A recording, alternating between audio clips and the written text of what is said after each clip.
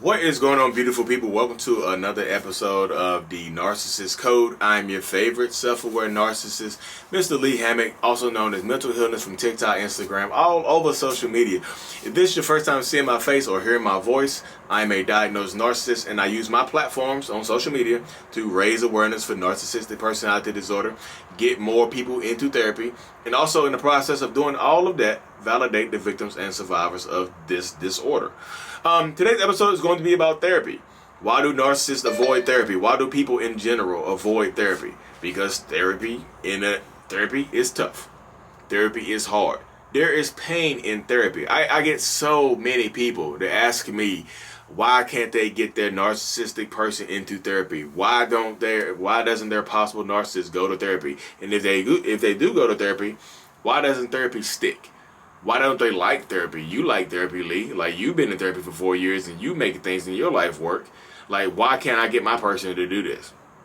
And the simplest answer that I can give to people is that therapy is pain. And pain is, there's nothing like, the right type of pain is a good thing. Like, when you're working out and your muscles hurt, that's because your muscles are growing. That's because your muscles are going through pain. That's the only way to grow is through pain. And I see therapy as the same type of dynamic. You have to be willing to go in there and suffer. Sometimes you have to suffer in therapy, but suffering is healing. That's a specific type of. I feel like therapy is a specific type of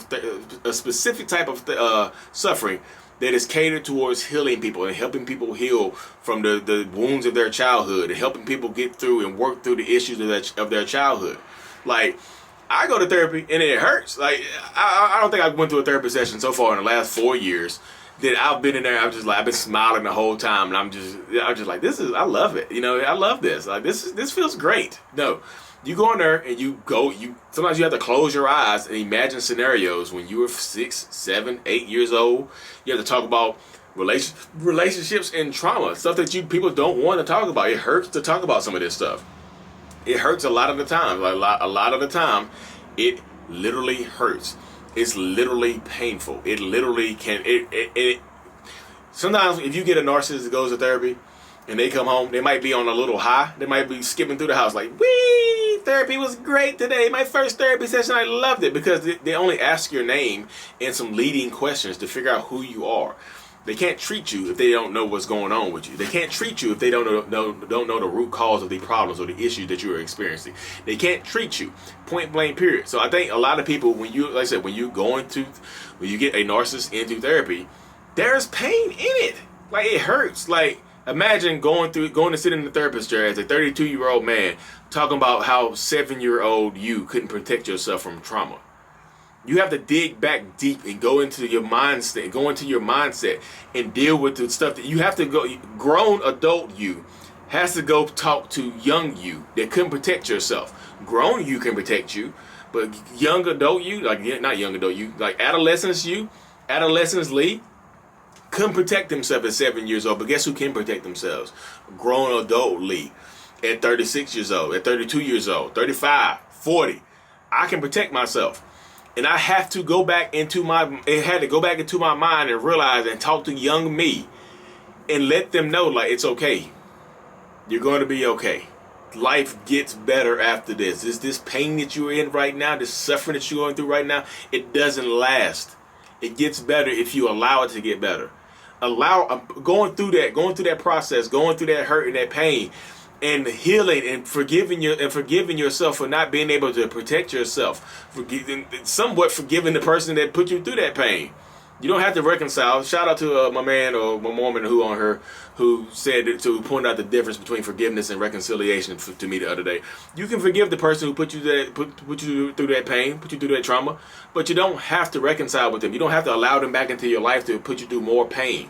You don't have to allow them to trigger you anymore. The main thing about me was going back and forgiving the people who put me through trauma so they wouldn't have control over me.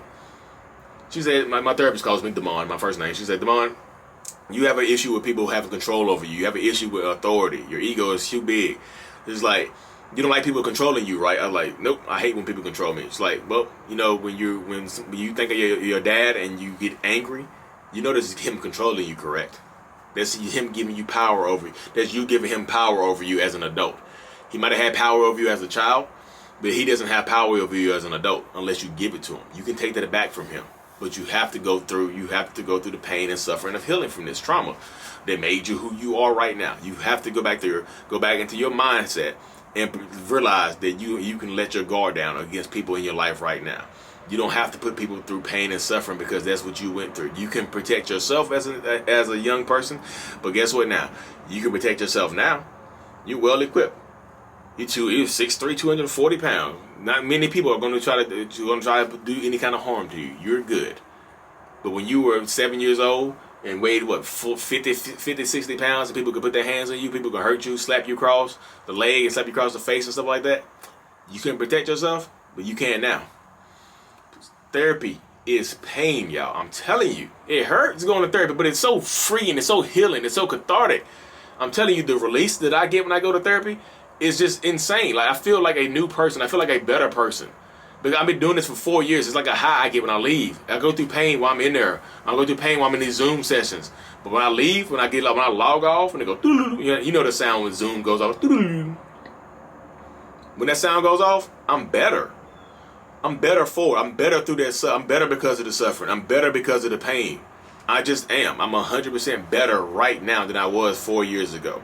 I'm 100% better than I was right now than I was when I was 7 years old. I know that it's kind of, you have to be right.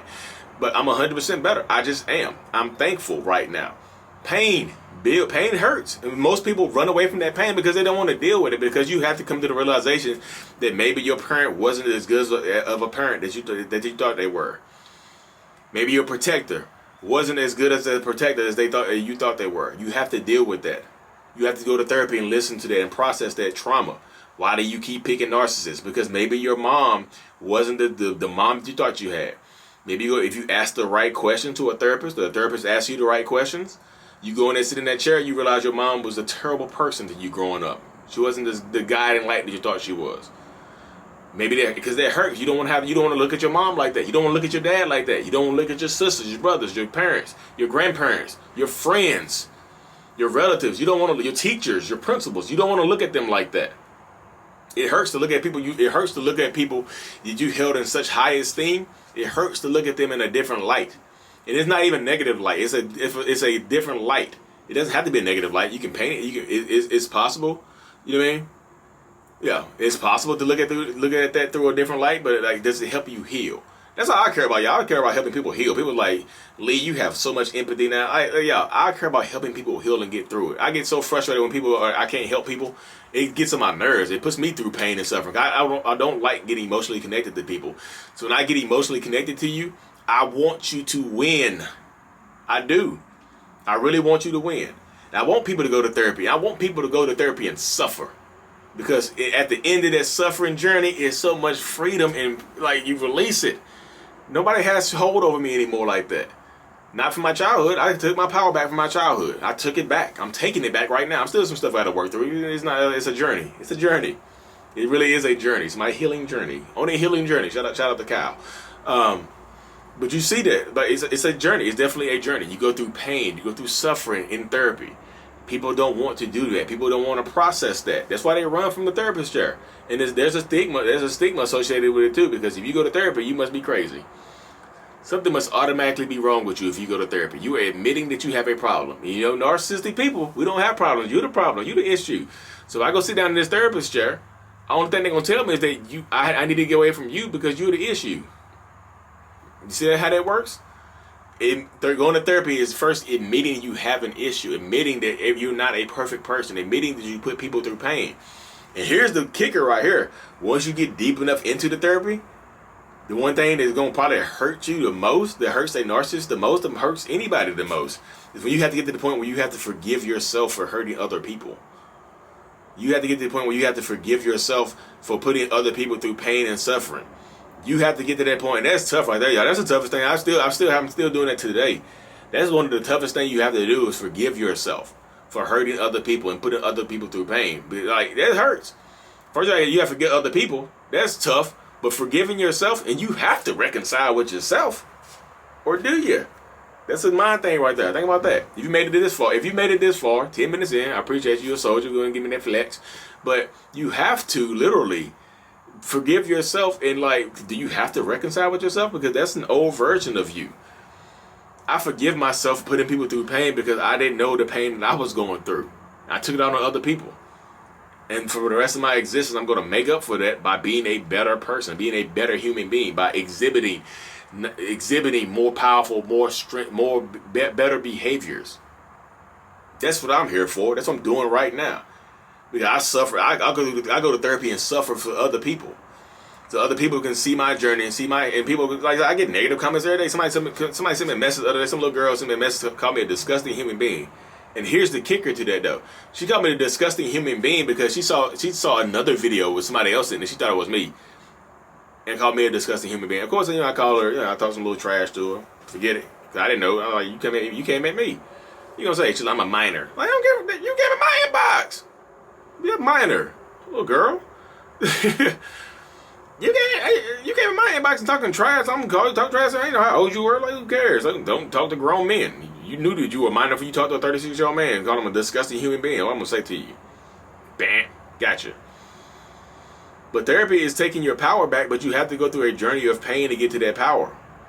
But is it worth it? Yes, it's 100% worth it, y'all. Because if I wouldn't have went through that pain and suffering, if I wouldn't have suffered through that type of stuff, then I would still be in that situation right now. I don't like suffering. I don't like pain, but I have to go through it. If you go work out and go to the gym and put yourself through leg days where you can't walk, but you can't go sit in a therapist chair, come on now. What's that about? You can put yourself through leg days when you end up throwing up. You might want to throw up, but you can't go sit in a therapist chair for an hour. Come on now, go through that little pain right there once a month. Go to the gym 5-6 days a week, but can't go to the therapist. Go sit down with a therapist chair one day. This is men and women. This is not for gym bros. It's for gym gals too. Gym sisters. What do you call it? Gym bros. It's